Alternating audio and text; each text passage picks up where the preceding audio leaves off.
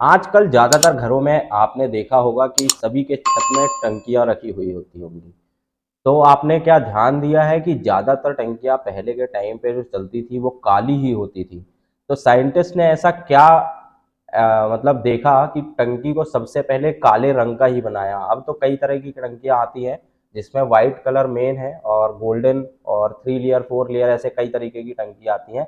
लेकिन देखेंगे कि सबसे पहले जो टंकी स्टार्ट हुई थी वाटर टैंक जो छत के ऊपर रखे जाते हैं, तो वो काले रंग के ही क्यों होते थे और उसके डिसएडवांटेजेस क्या होते थे, वही यहाँ पे आजकल डिस्कस करने वाले हैं। जैसा कि आप सभी लोग जानते हैं कि पहले के ज़माने के लोग हैंडपंप, कुआँ, ट्यूबवेल, तालाब और नदी का पानी यूज़ करते थे। लेकिन जैसे-जैसे शहरीकरण हो रहा है, वैसे-वैसे आदमी एडवांस होते जा रहा है और नई चीज़ को अपना रहा है। आजकल कई घरों में हैंडपंप देखे नहीं जाते हैं। पहले के टाइम पे हर एक घर में, हर एक गाँव में हैंडपंप देखा जाता था। आजकल ट्यूबवेल का ज़माना है। आजकल ज़्यादातर घरों में आपको ट्यूबवेल मिलेगा जिसमें सबमर्सिबल पंप डाल दिया जाता है और फिर एक ऊपर छत के टंकी रख के उसमें पानी मतलब प्रोवाइड किया जाता है और वही फिर अपने घर में आता है। और कई लोग जो नगर निगम का जल आता है, नगर निगम का पानी, वो भी टंकी के थ्रू अपने घर में डिस्ट्रीब्यूट करते हैं। तो आजकल टंकी ज़्यादातर घरों में देखी जा रही है।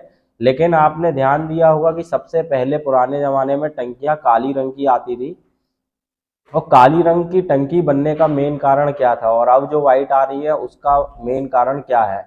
पहले के ज़माने में आपने देखा होगा सीमेंट की टंकियाँ भी बनती थी। पहले मतलब ब्लैक टंकी से पहले सीमेंट की टंकियाँ बनाई जाती थी, उसमें पानी स्टोर किया जाता था। लेकिन उसमें सीमेंट वाली जो टंकी होती थी, उसमें काई लगने की ज़्यादा समस्या होती थी। काई बहुत जल्दी लगती थी और वो गंदी हो जाती थी। तो लोगों ने उसके सब्स्टिट्यूट में प्लास्टिक की टंकियाँ रखना चालू कर दिया। तो सबसे पहले जो टंकी बनी वो काले रंग की बनी और मेन आपने देखा होगा कि जो टंकियाँ होती हैं प्लास्टिक की, वो बेलना आकार की ही क्यों होती है, मतलब और चौकोर या फिर रेक्टेंगल शेप की भी हो सकती है।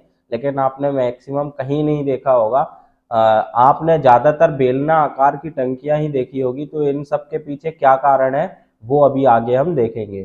तो जो टैंकों का सिलेंड्रिकल शेप होता है वो इसलिए होता है कि जो पानी का फोर्स होता है, जैसे अगर चौकोर टंकी होगी या फिर रेक्टेंगल शेप की टंकी होगी, तो पानी का जो फोर्स लगेगा ना वो उनके कोनों में लगेगा। तो कोनों में लगने के कारण क्या होगा, प्रेशर इंक्रीज होने के कारण टंकी फट सकती है। मतलब पानी का वजन ज़्यादा होता है तो जो प्रेशर पड़ेगा उसके कारण टंकी फट सकती है। इसलिए टंकी को बेलना आकार या सिलेंड्रिकल शेप दिया जाता है, जिससे चारों तरफ से गोल होने के कारण किसी भी एक पर्टिकुलर एरिया पे फोर्स नहीं लगेगा, हर जगह समान हिसाब से प्रेशर लगेगा।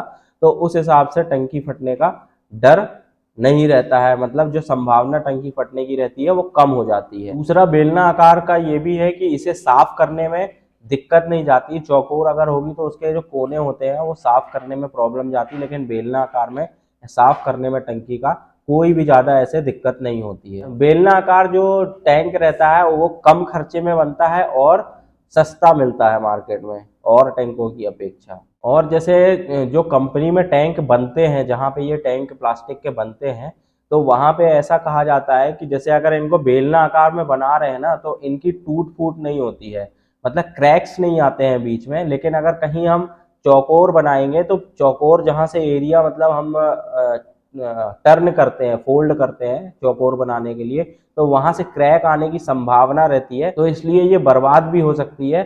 इसलिए बेलनाकार बनाने से ये चीज़ की दिक्कत नहीं रहती, इसलिए भी टंकियाँ बेलनाकार बनाई जाती हैं। अब बात करेंगे रंग की, तो सबसे पहले काले रंग की टंकियाँ आती थी। तो काले रंग की ही सबसे पहले टंकियाँ क्यों बनाई गई? तो काली टंकी बनाने के पीछे का राज ये है कि काली टंकी जो होती है, आपको पता काला कलर जो धूप को है वो अवशोषित कर लेता है।